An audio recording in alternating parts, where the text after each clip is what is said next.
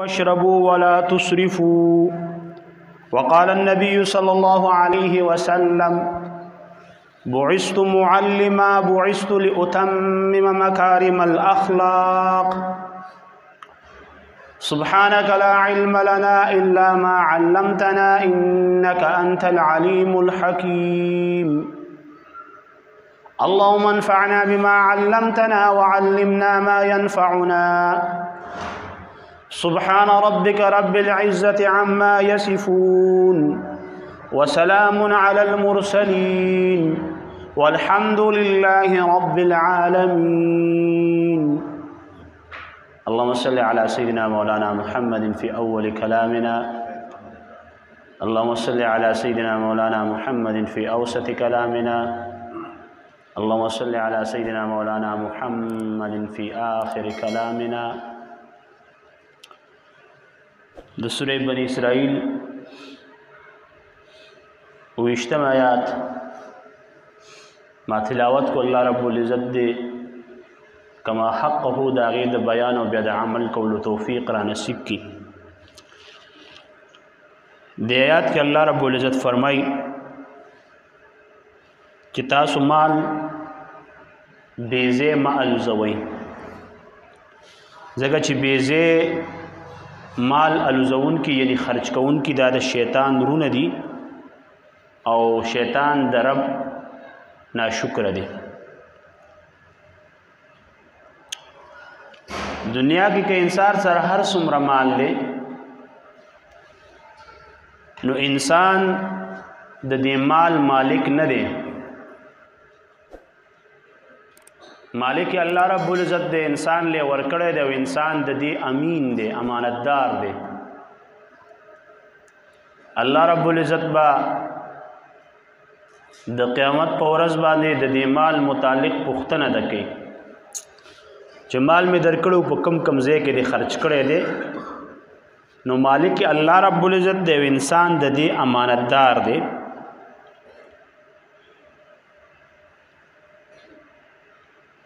نو کوئی انسان دا مال روالی او دا اللہ رب العزت پا مرضی کی خرچ کی نو دی سڑی دا امانت حق ادا کو.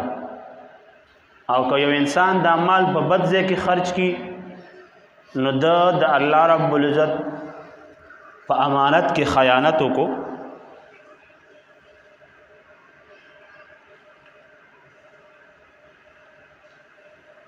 او دویم خبر ادا دا چې اللہ رب العزت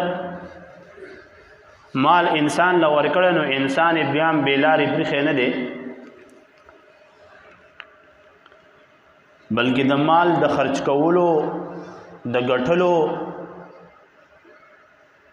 چې څومره د هغې مسائل او معلومات دی هغه ټول الله رب العزت انسان لور کړي دي. یعنی د شریعت تعلیمات د مال متعلق سدي نو الله رب العزت اغم انسانانو ته بیان کړی دي. مختلف قسم تعلیمات دی. یو تعلیم دا دی چې انسان به مال ګټي لیکن په جایز طریقې سره په حلال باندې و مال ګټي په حرام سره په دوکې سره په ملاوت سره په غلا سره په ظلم سره په ډاکې سره یعنی د حرامونه به انسان ځان ساتي مال به په حلاله طریقه باندې ګټي. دویم نمبر تعلیم دا دی چې دا مال په خپل ځان باندې او په خپل اهل او عیال باندې نه صرف د خرچ کولو حکم دی بلکې دا د یو سړي ذمہواریم ده چې هغه مال په خپل ځان باندې او په خپل اهل او عیال یعنی په کور او بچو باندې خرچ کی. لیکن په خپل ځان باندې او په اهل او عیال باندې د مال خرچ کولو حکم دا ده چې دا په اعتدال سره خرچ کوي میانه روي سره نه ډیر زیات کم او نه ډیر زیات سیوا. حکم د اسلام او تعلیم د اسلام دا دی. دریم نمبر دا چې په دې مالونو کې د غرباو غریبانانو د فقراو او هغه رشتہ دار چې هغه کمزوري دا وی بم خیال ساتي. څلورم نمبر حکم دار چې په مال کې به اسراف او تبذیر نه کوي. او د اسراف او تبذیر آسانه معنا من پښتو کې په فضول خرچي سره کو چې په مال کې به فضول خرچي نه کوي. قرآن کې د فضول خرچي متعلق دو الفاظ ملاويږي، یو ته اسراف وای او یو ته تبذیر وای. اسراف عام طور باندې موږ پیژنو لیکن تبذیر موږ نه پیژنو، او دا دوانه لفظ الله رب العزت قرآن کې بیان کړي. د اسراف متعلق راځي کلوا واشربوا ولا تسرفوا، خوراک څښاک کوي اسراف مکوئ، ځکه الله رب العزت اسراف کون کی خوخی نه. او د تبذیر متعلق راځي ان المبذرین کانوا اخوان الشیاطین وکان الشیطان لربه کفورا، چې بیزه مال الزون کې د شیطان رونه دی او شیطان د خپل رب نافرمانی کون کې دی. اوس اسراف او تبذیر څه ته وایي، فرق په دې کې څه دی؟ نو مفسرین په دې کې مختلف قسمه الفاظ راوړي دي. بعض مفسرین فرمایي چې اسراف او تبذیر دا یو شیز دی، څه فرق پکې نشته دی. بعض حضرات فرمایي او دا ډېر غوره قول دی، ښایسته قول دی، هغه دا چې د خرج زینی او سړی الته مال خرج کی دې ته تبذیر وای. او کم ځای کې خرج کول پکاري او الته سړی سیوا خرچو کې نو دې ته اسراف ویل کی. نو تبذیر هغه شو چې الته مال خرج کول نو پکار او سړی خرج کوي، دا تبذیر دی. او کم ځای کې خرج کول پکارو او دالته د حد نه زیات خرج کوي نو دې ته اسراف ویل کی. او امام مجاهد رحمت الله علیه هغوی فرمایي چې ټول مال د حق د پاره سړی خرج کی تبذیر نه دی، لیکن د باطل د پاره کې یو سړی یو ټکم خرج کوي نو دا په تبذیر کې راځي. او سفیان ثوری رحمت الله علیه فرمایي چې کوم ځای کې مال خرج کول نو پکارول ته سړی خرج کوي نو د اسراف او تبذیر دی. او علماء کرام فرمایي چې تبذیر د اسراف نه سیوا دی، ځکه اسراف کون کی وی الله نه خوښي او تبذیر کون کی وی د شیطان رونه دي. البته معنا د دوانو په دې طریقه سره کیږي چې فضول خرچی نو دې کې اسراف او تبذیر دوانه رااله. نو په آیات کې الله رب العزت فرمایي چې بشکا فضول خرچی کون کی د شیطان رونه دي. اوس فضول خرچ انسان ته یا فضول خرچی کون کی ته د شیطان رور ولی ویلې شو؟ ندیم مفسرینو دو وجه ذکر کړی دي. یو وجه دا ده چې دا انسان مال د شیطان په لار باندې خرج کوي، د الله په لار نه خرج کوي. دا انسان مال د الله په مرضی کې نه خرج کوي، د شیطان په مرضی کې خرج کوي، نو ځکه دته د شیطان رور ویلې شو. او دویمه وجه د هغې دا ده چې کله د قیامت ورځ یو انسان الله رب العزت ته مخامخ ولاړ او الله رب العزت پوښتنه کوي چې مال مې درکړو په کومه طریقه دې ګټلې او په کومه طریقه دې خرج کړو. نو په هغه وخت کې چې کوم خلکو مال بې ځای خرج کړي نو الله رب العزت به ورته وایي چې دا کسان د شیطان سره په رسو کې وتړي او جهنم ته ورولي. نو دلته د شیطان سره یو ځای تړل او د شیطان سره یو ځای جهنم ته ورغورځول، د دې وجې نه دلته د خلکو ته د شیطان رونه ویلې شوي دي. نو زمونږ د شریعت تعلیمات او حکم دا دی چې انسان بخپل ځان د فضول خرچۍ نه بچ کړي او د فضول خرچ انسان د پاره یعنی د اسراف او تبذیر د پاره په قرآن او حدیث کې وعیدونه راغلي دي، سزاګانې راغلي دي، د هغوی د پاره د عذابونو تذکره راغلی ده. لیکن د دې ټولو وعیدونو د دې سزاګانو باوجود زمونږ په معاشره کې اسراف هم شته او زمونږ په معاشره کې تبذیر هم شته. نه زمونږ ذهن د هغې طرف ته منتقل کیږي او نه موږ دغه اسراف ګڼو.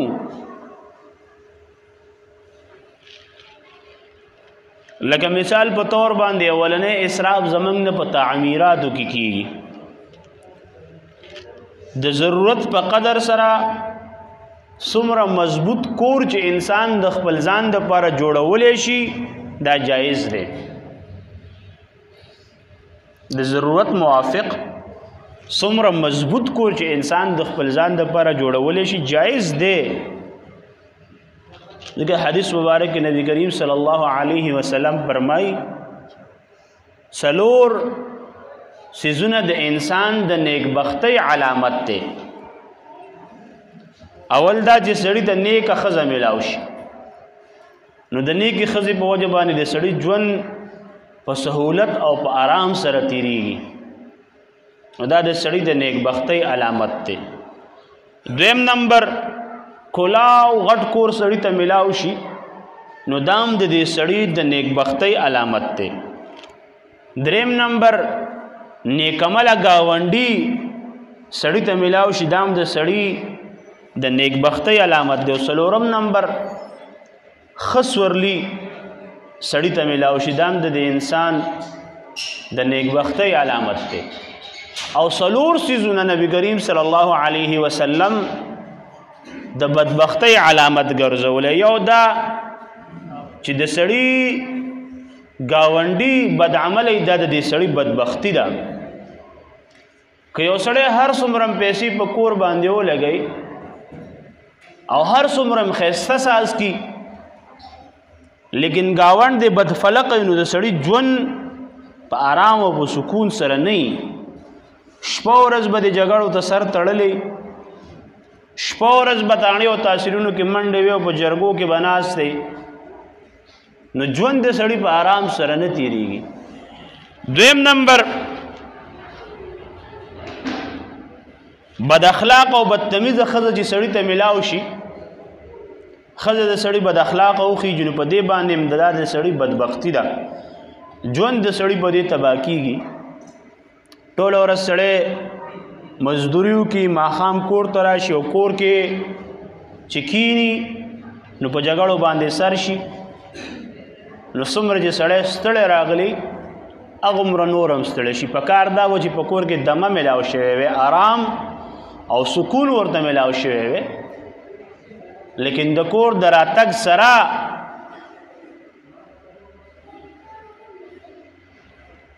د ژوند نورم تنګ شي او ردې بدې او پیغورونه او جګړې شروع شي.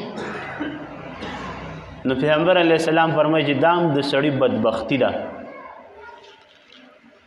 دریم نمبر بد سورلی چې سړي ته میلاو شي دیم د بدبختۍ علامت ګرځولې. بد سورلی نه مراد دغه زمانې اس اوخ او د دې زمانې موټر او سایکل او موټر سایکل شو، او بد سورلی نه مراد دا چې هر وخت په لار کې پریښی، کله یو ته وایي دیکه راپسې وه، کله بل ته وایي دیکه راپسې وه، او یا موټر سایکل دی او بس ځای بې ځای خراب یو پیدا ورسره روان نو دا بد سورلی ده چې خپل مقام ته تا رسی نه په نیمه لار کې دې پرېږدي، دې ته بد سورلی ویلی شوی. وایي دا د سړي د بدبختۍ علامت دی.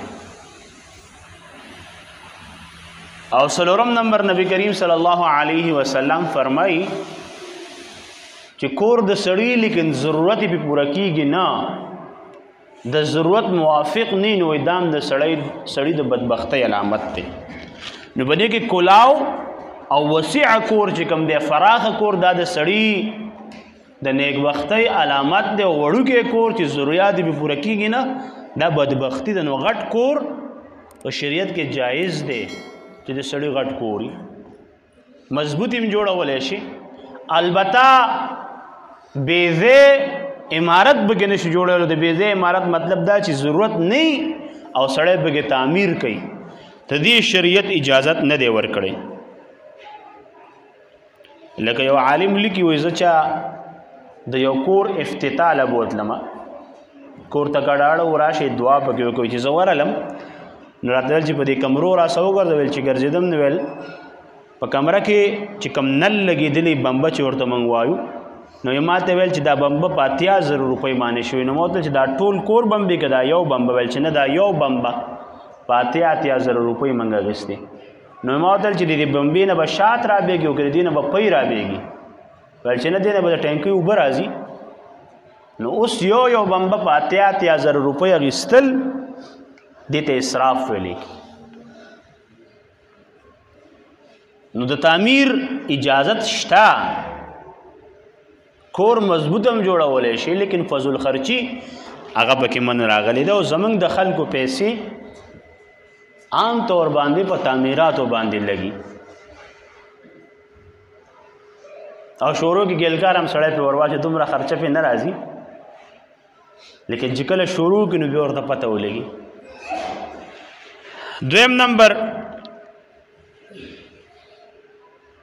زمنګ نه فضل خرچي په خوراک څښاک کې کیږي.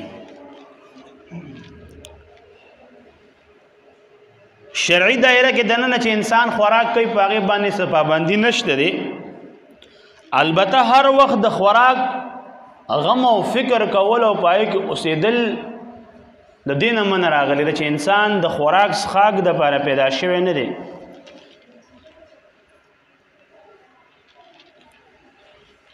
اوس په خوراکو کې اسراف زمونږ نه څه کېږي.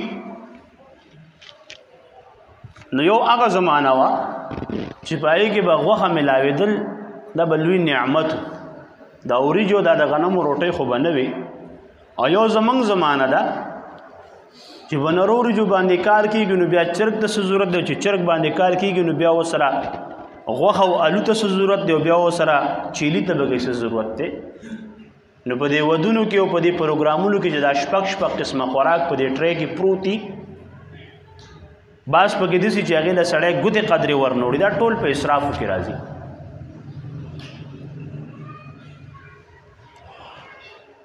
د 10 کسانو خوراک د 14 دپاره کافي کېږي او ته بیا د 14 پخې او بیا هغه سیوا خوراک چې کوم دی هغه څښا کېږي چرګانو غواګانو ته اچولی کېږي یا ډیران ته راایشتلی کېږي نو دا ټول په اسراف کې راځي.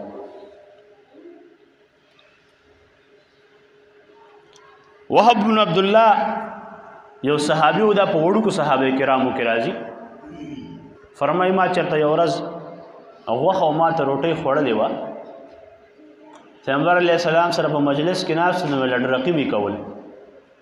نو پیغمبر علیه السلام ما ته وایي چې دا ته څه ډرقي کې دا ډرقي بند کا. او بیا راته وفرمایل چې څومره انسان په دنیا کې ډېر خوراک کوي خېټه ډېره ډکوي دومره په آخرت کې دا سړی ناري.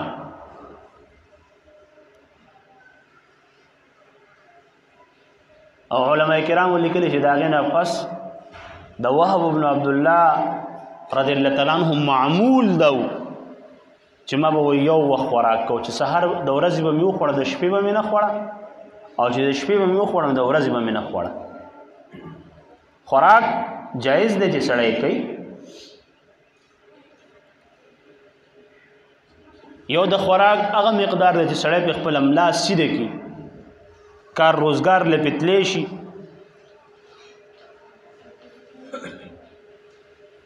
او که خامخای خوراک کوي او زړی ورته وي نو بیا هم شریعت د هغې طریقه دا ښودلې ده چې خېټه به په 3 حصو کې تقسیمه کړي. یو د خوراک دپاره یو د اوبو دپاره او یو د سا دپاره. دا نه چې خیرات یې وادي او ته د معدې ګولې ورته د مخکې نه وخوري او مرۍ ته پې ځان راورسې نو دلته خو به ته ځان موړ کړي او خېټه به ډکه کړي. لیکن حدیث مبارک کې راځي چې دا د خېټې ډکوالی او په آخرت کې د لوږې باعث او سبب ګرځي.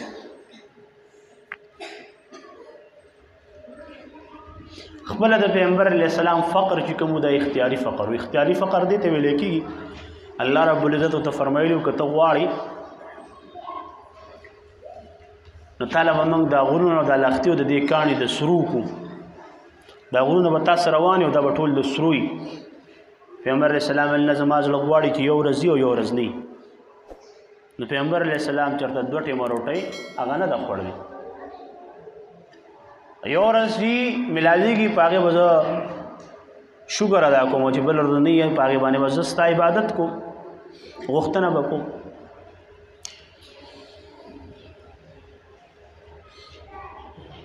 او بیا طریقه کار هم دا ده چې سړی خوراک کوي د خپلې مخې نه یې کوي، د ښي لاس باندې یې کوي، نوړی چې پرېوځي هغه واپس راوالي پاک یې کړي. کله چې قدسیه فتح شوه او د مدائن شاهي دربار ته حذیفه بن الیمان لاړې او په هغه شاهي دربار کې د هغوی دپاره دعوت و، نو چې دوی کېناستل له دوی نه یو نوړی پرېوته، نو دوی دې نوړی ته لاس ورچو، هغه ملګري لاس ونیو، ویل دا خو شاهي دربار دی، بادشاه ناستی دی، ډېر سپک کار دی چې ته دا قب د ځمکې رالی او خولې ته یې ورچي. نو په هغه وخت کې هغه صحابي یو تاریخي جمله ویلې وه او هغه دا وه چې اترک سنت حبیبي لهؤلاء الحمقاء، د ځمکې نه نوړی راوچتول دا سنت دی او زه به دا سنت د دې بېوقوفو دپاره پرېږدم چې دوی به ما ته سپک ګڼي، ما به سپک وګڼو، لهذا زه به یې نه اوچتم. هغه نوړی راواخېسته او هغه یې وڅنډله او خولې ته یې واچول. بیا سړی کاسم صفا کی او خپل ګوتې چې کوم دی هغه موسټي، د هغې نه پس بیا لاسونه وینځي. نو ټول نه زیات اسراف موږ نه په خوراک څښاک کې کېږي، خصوصا امارات ملکونو ته چې لاړ شي هلته خو بیخي اسراف په خوراکونو کې کېږي. د یو تحقیق مطابق په دوبۍ او په سعودي کې چې څومره روټۍ ضایع کېږي نو که د دې انتظام وکړی شي په دې باندې د ټولې دنیا د فقیرانو خېټې وې مړېدی شي. دلته ډسپوزیبل سیسټمي درستخان خور کی او دا دیشکې او دا پلیټونه نه چې ځان ته لږ راواچوه، خو به چې صحیح په درستخان به یې درواچي او څومره دې وخوړه هغه وخوړه، باقي به درستخان کې راټوله کړي او بار ته یې وولي.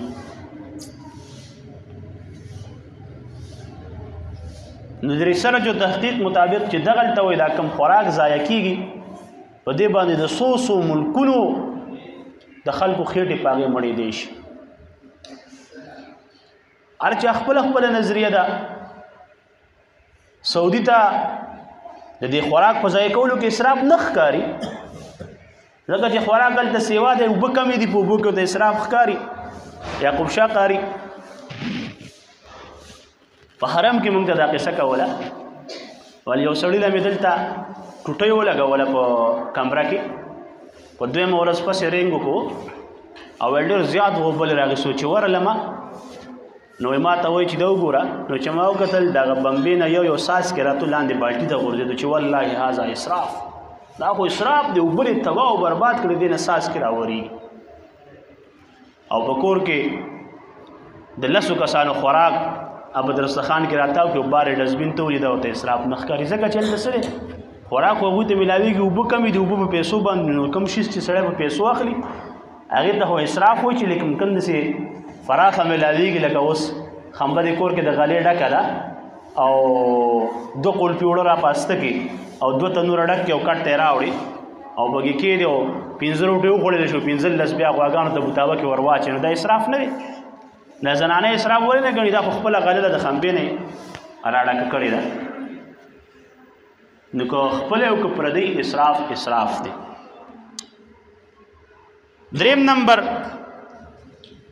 زمنګ نه اسراف چې کوم دی هغه په اوبو کې کېږي او په اوبو کې هم د ټولو نه زیات اسراف موږ نه په اودس کې کېږي. نبی کریم صلی الله علیه وسلم د اودس په اوبو کې اسراف ظلم ګرځولی دی.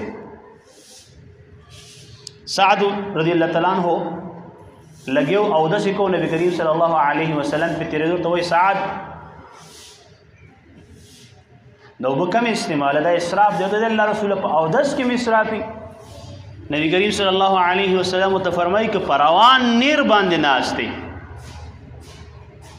او سیوا اوبه استعمال نو بیا مې اسراف دی که د سمندر په غاړه ناشته او اودس کې او ډېر استعمال نو بیا په اسراف کې راځي حالانکه دغه اوبه واپس دغه سمندر ته ورغورځيږي بل خو نه ځي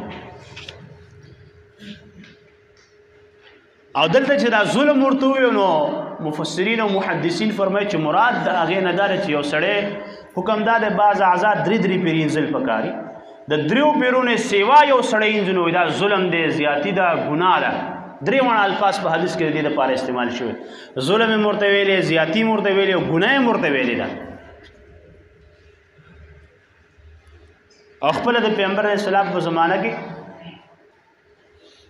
د اودس د چاردام د اوبو دپاره یو خاص مقدار چې په هغې باندې به اودس کو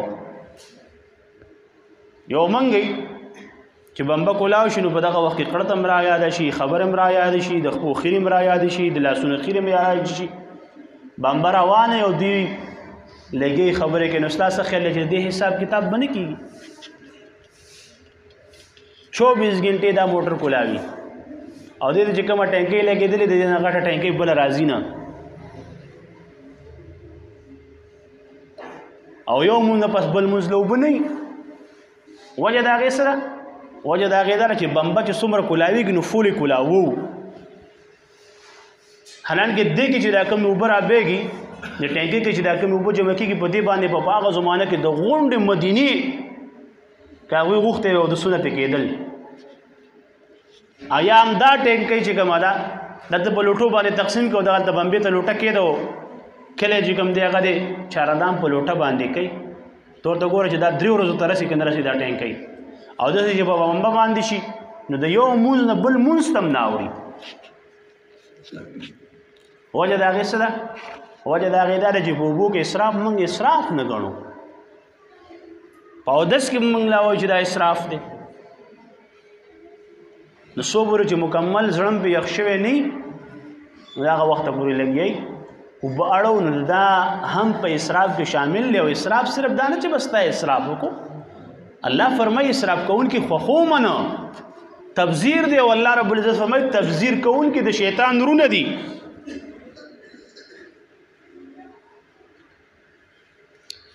څلورم نمبر زیب و زینت خایس شری درجه کې چې څومره هم دی د انسان دپاره جایز دی حدیث مبارک کې راځي پیغمبر علیه السلام فرمایي په یو سړي کې د رتۍ برابر غرور او ګمنډ الله رب العزت به جنت ته نه داخلي یو صحابي را پاسې د الله رسول یو سړی و چې زما جامه او پیزار دی ښي دا په تکبر کې راځي اسراف کې راځي نبی کریم صلی الله علیه وسلم فرمایي نه دا په اسراف کې نه راځي دا جایز دی دا خایس دی او خایس الله رب العزت خوښي پیغمبر علیه السلام یو مجلس کې ناست یو سړی راغلی اختې داسې ګډ وډو خیرونو پیغمبر علیه السلام فرمایي څه شیز میلاوی دی نه چې د اختې پې تاسو سیده کړی بل یو سړی ولید د هغه کپړې خیرنې وي پیغمبر علیه السلام وفرمیل اوبه نه میلاوي دي چې دا کپړې دي پینځلې وې د دې خیرونو کپړو کې راغلی اسراف په دې کې بیل سیز دی اسراف دا دی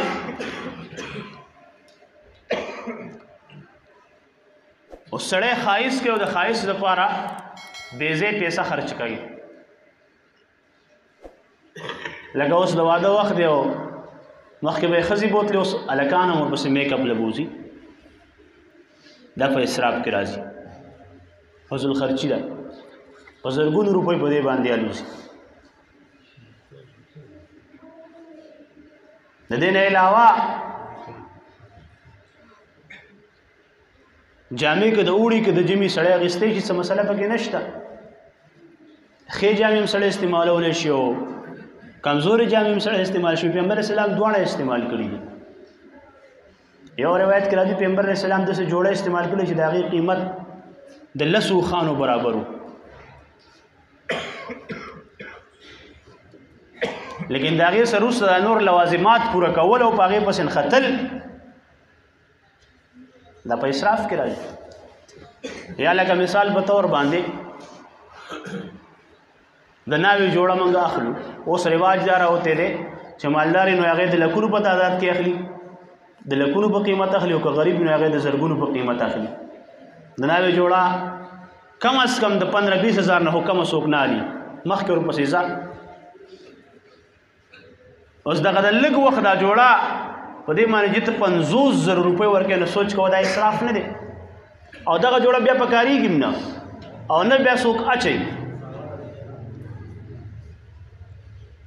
او دا 10,000-13,000 دا ستاسو د غریبانانو قیمت دی. څومره چې د سړي درجه اوچتېږي دومره یې ګرانه اخلي.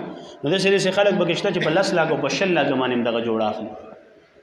دا اوس اسراف نه دی، په 10 لاکھ او په 20 لاکھ باندې د غریبانانو نه هلس ودونه کېږي. او بیا د دې نه علاوه که د هلک کوري او که د جنۍ کوري نو پخوا به یو جوړه یو اختر او بل اختر به خلکو کوله. اوس په یو واده کې 9 لس جوړې یو کس کوي. دا د نښې جوړه ده، دا د جنج جوړه ده، دا د روټۍ نه مخکې ده، دا د روټۍ نه وروسته ده، دا د اومې جوړه ده. اوس دا شیزونه چې کوم دي دا په اسراف کې راځي. او زمونږ ټوله پیسه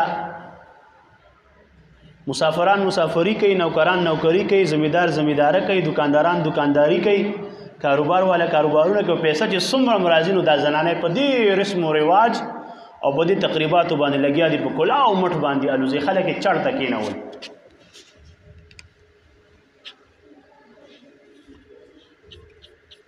څومره چې دې سیز باندې راځي ورلوزي نه ختمېږي. نو زمونږ د ټول نه زیات اسراف چې کوم دی په تقریباتو کې کېږي. کویدن ده، منګني ده، صرف په یو خادي کې په سوونو باندې رسمونه او رواجونه راجمع شوي، اسراف پکې کېږي. اوس منګني پیغمبر علیه السلام د 11 بیبیانو سره نکاح کړی وه، 4 لوریانې واده کړې وې. دا 11 بیبیانې او دا 4 لوریانې په دې کې په یو کې د منګنۍ پروګرام نه دی شوی، په منګنۍ باندې غونډه نه ده شوې. دلته صرف په منګنۍ باندې دومره خرچه کېږي چې په هغې باندې د یو سړي واده کېږي. بیا کویدن ده، بیا خپیارتې ده، بیا د هغې نه پس نښه ده. نښه هم اوس د دواړو طرفو د مخکې به یې جنۍ راوړه، اوس ورپسې هلک لم راوړي. په دې یو شپه کې ته وایې دا بدلېږي، نښه پرې وکړي چې سار نه په جنج کې بدله نه شي. بیا جنج دی، جنج هم د شریعت نشته دی، ثابت نه دی. او له دې نه علاوه خطونه چاپ کول، په خطونو کې بیا اسراف دی.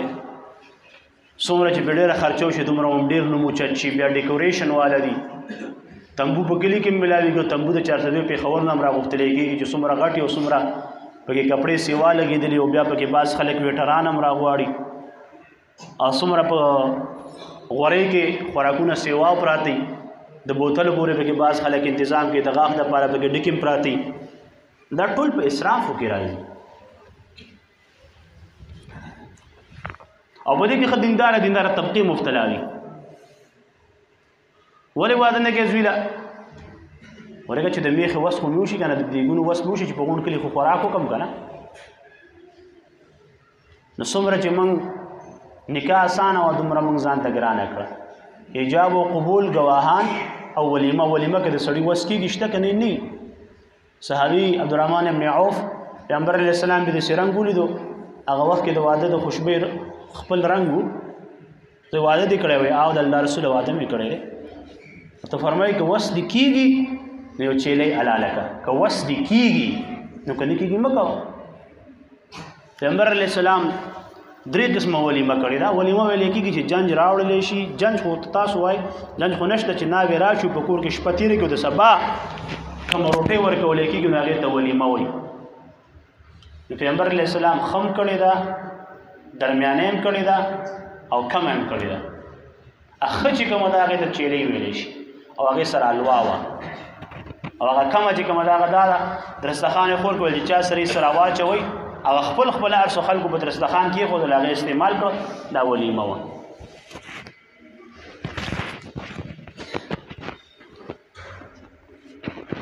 نو قرآن کې الله رب العزت فرمایي چې بېشکه